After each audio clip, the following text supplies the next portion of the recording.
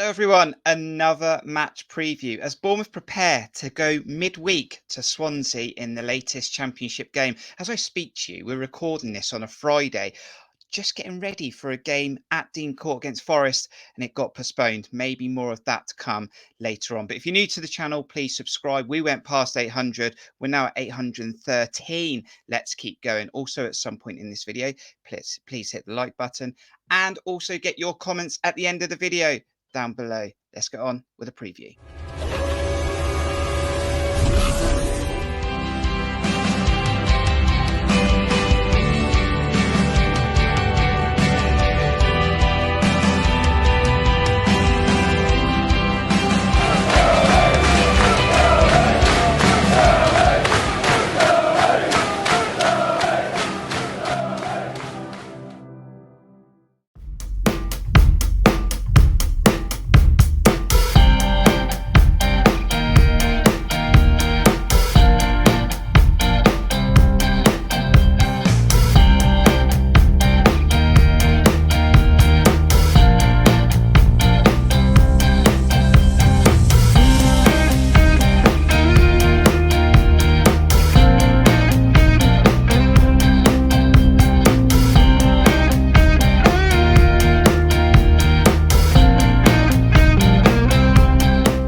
Cherries trying to put Billing in, he's onside now, down the left-hand side. Solanke wants it square, Solanke gets it square, and Solanke puts it in!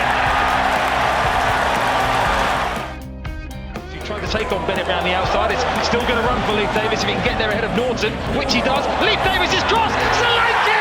What a finish! And let's give a big up to Leif Davis, in from the cold! I looked down as Ben Hamer, the goalkeeper, got the ball, and then I realised I shouldn't have done that because here's Ryan Christie into the area. Ryan Christie's shot is deflected. Anthony with a header! Jadon Anthony surely makes the game safe. He's going to try and go himself here onto his right foot, comes across the edge of the 6-yard box. Rogers is challenging, and eventually it's back to Jamal Lowe. There's space for Jadon Anthony, tries to roll it in. He does roll it in, and Jadon Anthony has a brace, and the Cherries have put the cherry on top of this game.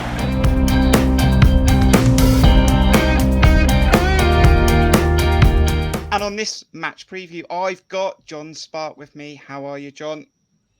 Yeah, doing all right. Obviously a little bit gutted about the game, but thankfully there's a midweek one that comes around quickly, so we won't be waiting too long to watch our beloved Cherries again. Now, normally in these match previews, Jon, we talk about the last game, but that didn't happen. Let's just talk about that postponement, though, because it has gone Twitter mad, hasn't it? And you know what? I think we all sort of woke up in the morning of Friday thinking there wasn't a lot of hope for this game. But as the hours ticked on, I was thinking maybe, just maybe, there was a game on. But at 4 o'clock in the afternoon, it was confirmed that the game had been postponed because of structural damage to Dean Court. Look, the right decision probably was made, Jon. I think the frustration that went around the fan base, especially for the opposition, was the lack of communication and connection between the club and the fans. What's your thoughts on that postponement? Yeah, I agree.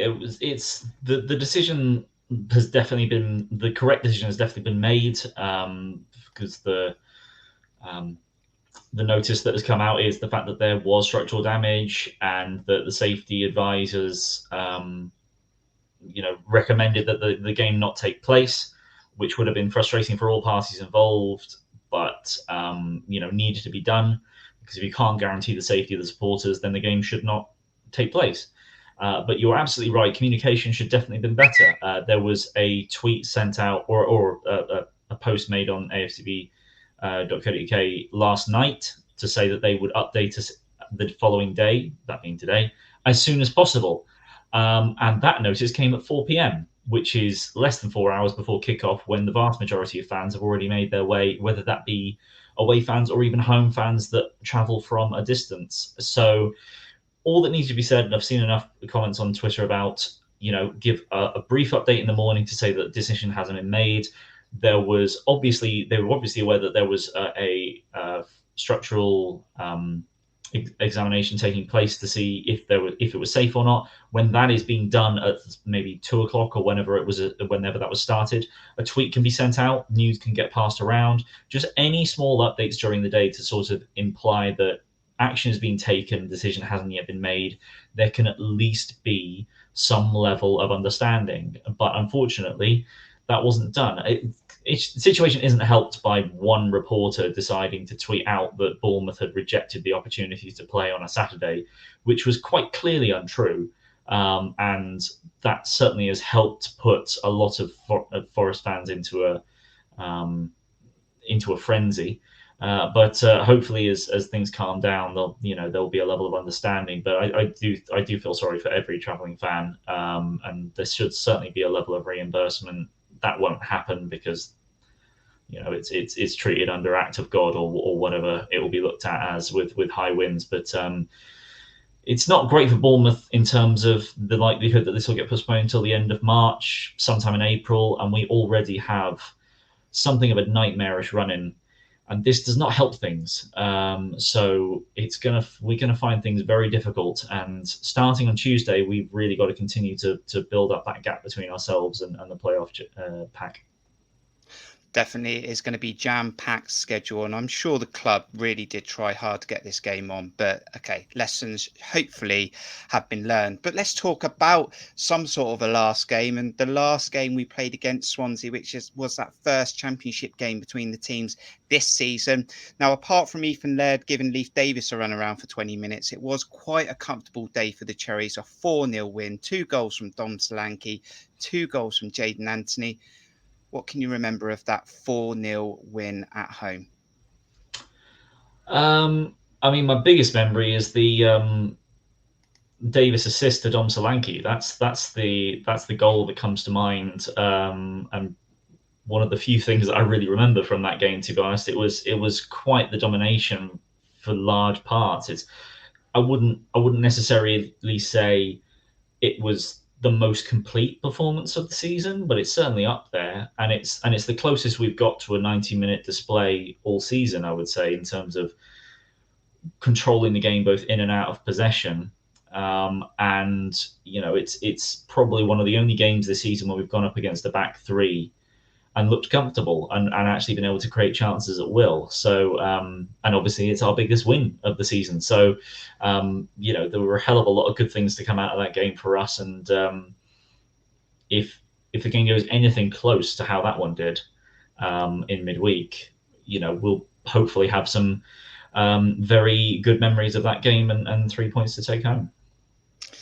And Swansea then, I mean, they're not quite the team they were last season, making the playoffs, currently 16th, 38 points. Their form, 3 losses, 2 wins in the last 5. Goal difference is -7. And interestingly, they do better at home, Jon. They beat Blackburn recently. I did call that one. I did see Blackburn having a bit of a blip at some point. But interestingly, they've only won 3 games in the last 11, all at home. And their last away win was against Barnsley.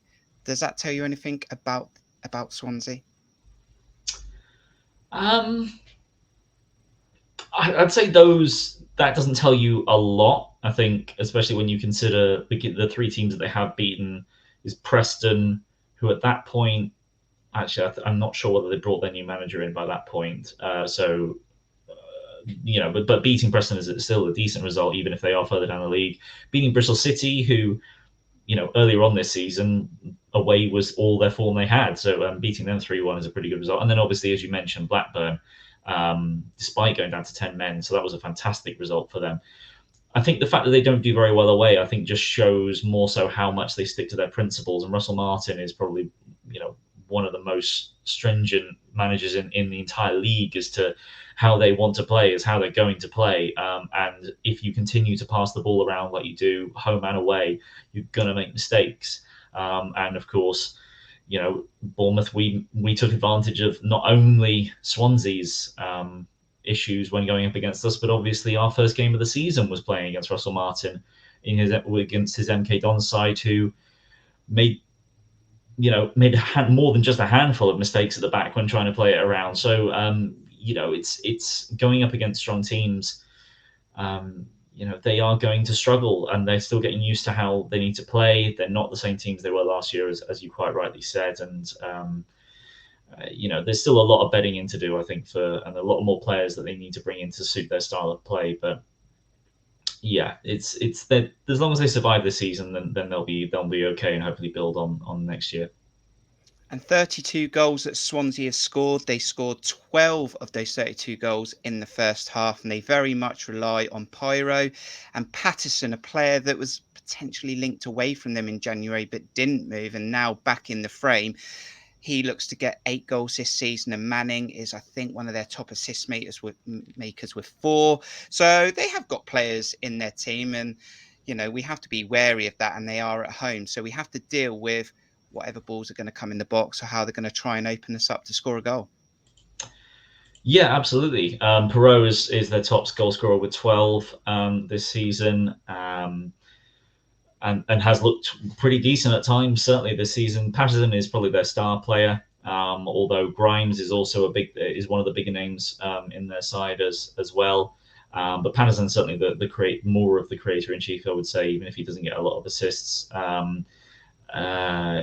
Those are the sort of the names that we very definitely need to rely on. Obviously, we nicked, I suppose you could say, Ethan Laird from them by agreeing a deal with Man United over the behind the back of Swansea to get him to join us. And I mean, that hasn't exactly paid off yet, considering he hasn't even had a minute for us yet, and is only really starting to get back to full fitness now after 8 weeks.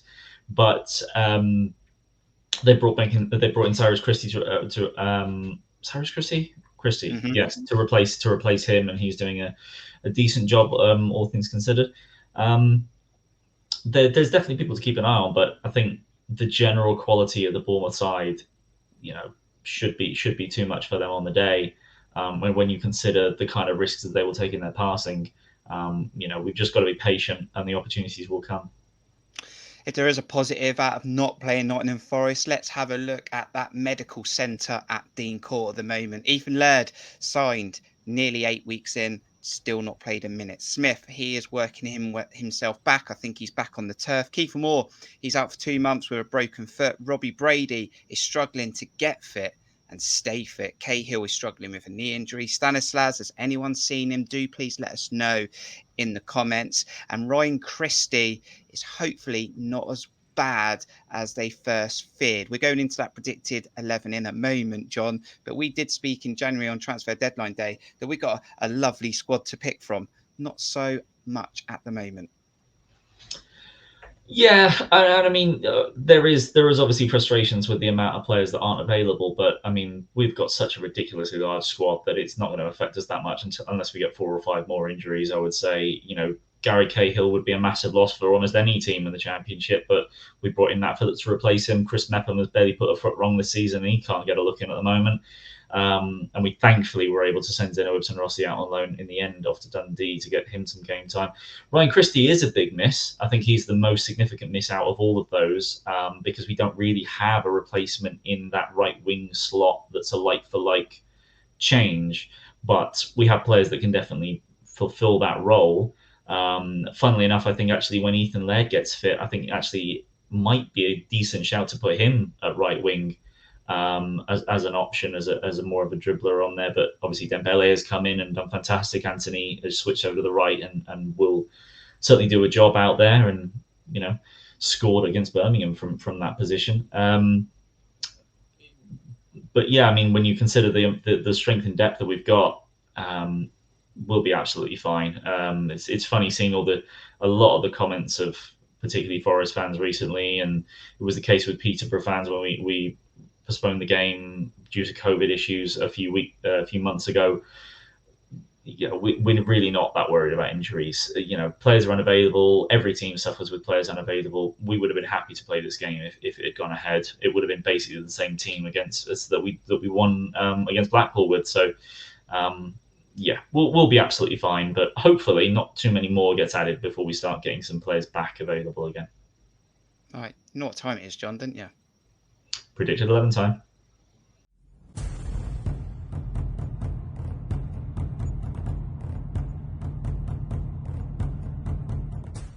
So we don't no criticism of being lazy, but it is a copy and paste from our last match preview. Mark Travers in goal, Jack Stacey right back, Phillips Kelly centre back, Jordan Zamora left, Lewis Cook holding role. Cantwell, Billing ahead, Anthony from the left, Dembele from the right, and Dom Solanke up top. And this was the similar predicted 11 for Nottingham Forest when I went through this with Aaron John. And talk us through this predicted 11 versus Swansea.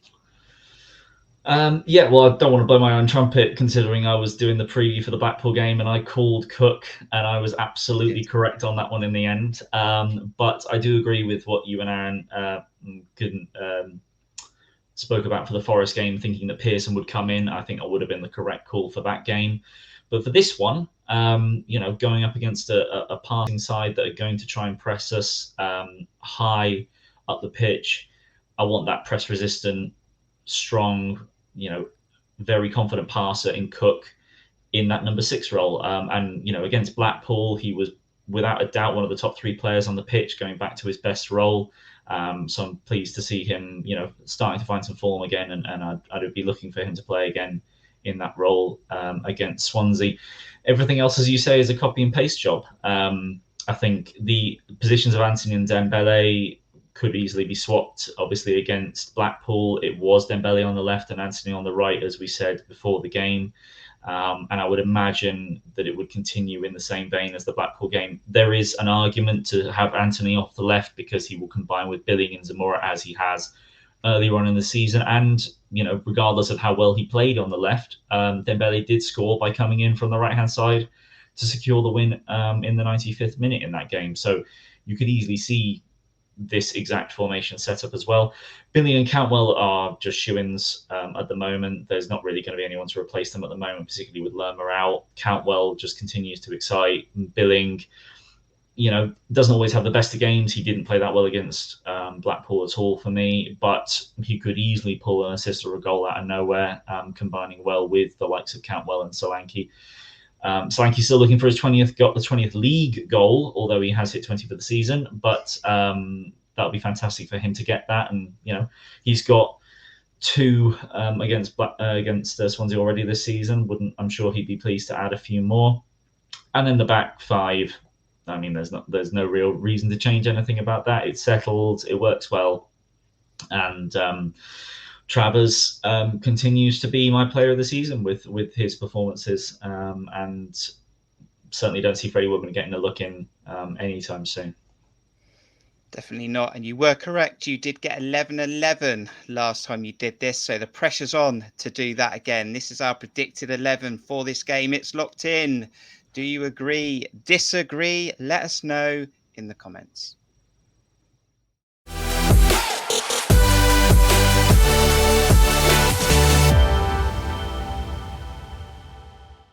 Okay, John, so those score predictions are coming very, very soon. But I like to throw a little stat in for the match. I've got a couple for you this time, actually.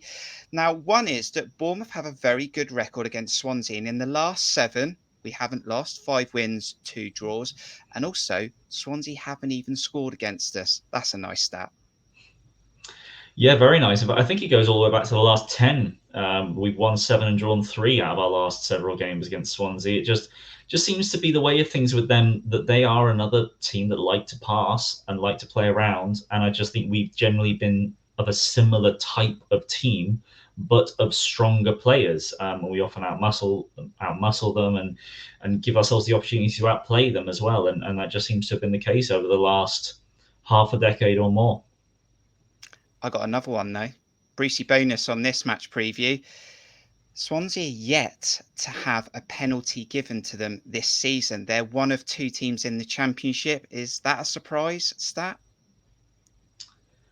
That's a little bit of a surprise. But I suppose if there was going to be any team that was going to be the case of, I would have guessed it would be Swansea because of how much of how their play is dictated of just holding on to possession regardless of where is it on the pitch. They've often done what Bournemouth have been accused of a lot and have done a lot of in the past, and just play it around the back, waiting for a chance to move forward, and you end up spending 10 minutes watching the back 6 pass it to each other. So if you don't get up the pitch and you don't get into the penalty box, you don't get penalties. And it was a thing with Bournemouth when we went up last time in the 2015-16 campaign. We got more than twice the number of penalties of the second most team, I believe, in that season. or 2014-15 campaign. 14-15. We got more than twice the number of penalties of the next best team. And that's because we were in the box all the time. We were getting ourselves up there, and we were causing so much havoc. And there were real sort of like a lot of frustrations about opposition fans about how many penalties we were getting. But if you don't get in the box, you don't get them. And we spent a lot of time in opposition boxes that season. Swansea aren't doing that as much as a lot of other teams. And obviously, for penalties, to get penalties, you need things to go your way, and you need opposition to make mistakes. But I don't think there's been a huge amount of penalties this season, actually, generally amongst the season. So who's the other team? Have you got that down? But I was going to say to you that completely irrelevant, but did you want to have a stab in the dark who the other team is that haven't been given a penalty this season? I mean, there's 22 other teams it could be. Well, I say that. It's not going to be the likes of Fulham. It's not going to be QPR. It's not going to be any of the ones up the top. I'm pretty sure Reading probably have got one. Stab at Hull? Hull? Yeah, I mean, I reckon you're in the right zone, but it is Cardiff City. They also haven't had a penalty this season. 2 teams from Wales. Don't know if there's anything in that, by the way. So, weird quirk. No. Right, back on this game. Score prediction then, John. We're going for 4 wins in the Championship in a row. Do we win this game?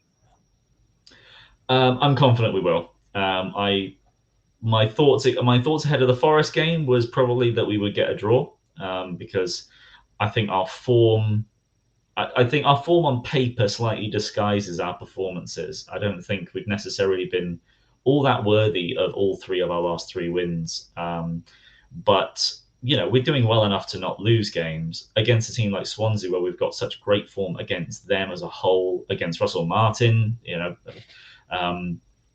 Scott Parker has only played Russell Martin twice. They've both been this season. He's won them both by an aggregate of 9-0. Sorry.